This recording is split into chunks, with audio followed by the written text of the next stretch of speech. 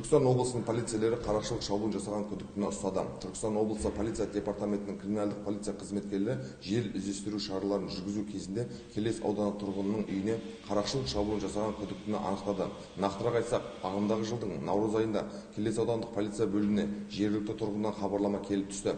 Ер адамның айтуынша, күндізгі уақытта оның үйіне белгісіз біреу кіріп, әйеліне физикалық күш көрсетіп, зорлық-зомбылықпен қолдары мен аяқтарын байлап тастаған. Содан кейін күдікті жатын бөлмедегі 2 миллион теңге ақшасын ұрлап, оқиға орнынан бой тазалаған.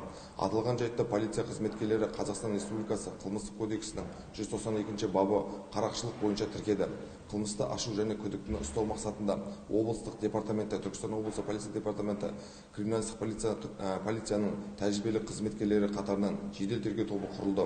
Шұғыл іздестіру шараларында нәтижесінде полицейлер күдіктіні анықтап ұстады. Ол бұрын бірнеше рет сотта болған Қызылорда облысының тұрғыны болып шықты. Күдіктінің бұл әрекетін толық мойындады. Одан әрі іздестіру барысында жедел уәкілдер күдіктінің серіктесі Келес ауданы тұрғынын да анықтады. Қазіргі уақытта қарақшылық шабуыл дерегі бойынша сотқа дейінгі тергеу амалдары жүргізілуде.